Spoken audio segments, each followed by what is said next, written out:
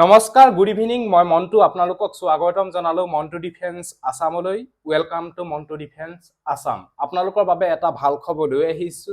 অসম আৰক্ষীত পুনৰ নতুনকৈ পদ মুকলি কৰা হৈছে। ইতিমধ্যে অফিচিয়েল নটিফিকেশন জাৰি কৰা হৈছে। এখন নটিফিকেশন জাৰি কৰা হৈছে 8 জুন 2024 আৰু আনখন নটিফিকেশন জাৰি কৰা হৈছে 9 জুন 2024। এই পদত আবেদন কৰিবলৈ হলে কোনসকল কেণ্ডিডেটে আবেদন কৰিব পাৰিব বা কোনসকল কেণ্ডিডেটে এই পদৰ কাৰণে আবেদন কৰিব নোৱাৰে, কি পদ মুকলি কৰা হৈছে, সকলো তথ্য মই আপোনালোকক এই ভিডিঅ'টোৰ জৰিয়তে জনাবলৈ বিচাৰিছো। সো ভিডিঅ'টো সম্পূৰ্ণৰূপে চাই থাকিব আৰু যদিহে আপোনালোকে আমাৰ চেনেললৈ প্ৰথমবাৰ কাৰণে আহিছে তেতিয়াহ'লে চেনেলটো সাবস্ক্ৰাইব কৰি ল'ব। ভিডিঅ' ডেছক্ৰিপশ্যনত আমাৰ হোৱাটছআপ এণ্ড টেলিগ্ৰাম গ্ৰুপৰ লিংক দিয়া আছে। যদি এতিয়ালৈকে জইন হোৱা নাই জইন হৈ লওক, আৰু যদি আপোনালোকে ফেচবুকত চাই আছে তেতিয়াহ'লে আপোনালোকে ফলো হৈ ল'ব। এতিয়া অসম আৰক্ষী ফালৰ পৰা যি নতুনকৈ দুটা বিভাগত পদ মুকলি কৰা হৈছে তাৰে তথ্য মই আপোনালোকক জনাবলৈ বিচাৰিছো।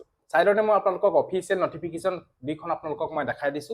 এই নটিফিকেশনখন আপোনালোকে অসম পুলিচৰ SLPRB অফিচিয়েল সাইডত আপোনালোকে নাপায়। State level police recruitment board SLPRB official সাইডত আপোনালোকে নাপায়। এইকেইখন আহিছে ডাইৰেক্টলি অসম পুলিচৰ অফিচিয়েল ৱেবছাইটত। ইতিমধ্যে আপোনালোকৰ এই নটিছখনত উল্লেখ কৰিছে যে দুটা বিভাগত দুটা পদ মুকলি কৰা হৈছে।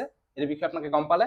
আসাম হাউচিং কৰ্পোৰেচন লিমিটেডৰ ফালৰ পৰা এইখিনি ভেকেন্সি মুকলি কৰা হৈছে। Name of the post chief account officer বাবে পদ মুকলি কৰা হৈছে। ইয়াতে এপ্লাই কৰিবলৈ হলে আপোনালোকে only retired officer of the rank of junior financial adviser হে এপ্লাই কৰিব পাৰিব। মানে আগতে কাম কৰা যিসকল ৰিটায়াৰ্ড অফিচাৰ আছে তেওঁলোকেহে এই পদৰ কাৰণে আবেদন কৰিব পাৰিব। মানে সিনিয়ৰ ফাইনেন্সিয়েল এডভাইজাৰ হে এই পদৰ কাৰণে আবেদন কৰিব পাৰিব। আসাম ফাইনেন্স সাৰ্ভিসত যদি আপোনালোকে কাম কৰিছিলে, যদি ৰিটায়াৰ্ড হৈছে তেতিয়াহ'লে আপোনালোকে আবেদন কৰিব পাৰিব। তাৰপৰা নেক্সট ভেকেন্সিটো মুকলি কৰা হৈছে চিফ ইঞ্জিনিয়াৰ কাৰণে ভেকেন্সি মুকলি কৰা হৈছে। ইয়াতো আপোনালোকে এপ্লাই কৰিবলৈ হ'লে only retired government engineer in the rank of chief engineer আপোনালোকৰ হ'ব লাগিব। তেতিয়াহে আপোনালোকে এই Assam police housing corporation limited এই দুটা পদৰ কাৰণে আপোনালোকে আবেদন কৰিব পাৰিব। সিম্পল কেণ্ডিডেটে এই পদৰ কাৰণে আবেদন কৰিব নোৱাৰে। দুটা বিভাগৰ দুটা পদ মুকলি কৰা হৈছে।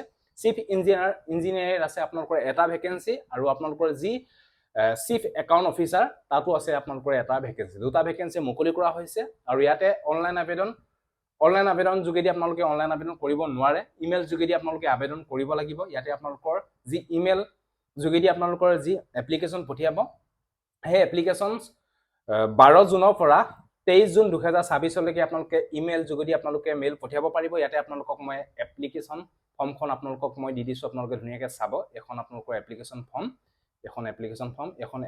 ফৰ্ম আপোনালোকে ফিল আপ কৰি যি ডকুমেণ্টছ লাগে সেই ডকুমেণ্টছবিলাক আপোনালোকে এই ইমেইলটো যোগেদি আপোনালোকে পঠিয়াব পাৰিব। Assam police housing corporation limited, Rehabari, Guwahati, Assam pin 781880। এইটো বিষয়ে আপোনালোকে গম পালে। এটা ফটো লাগিব।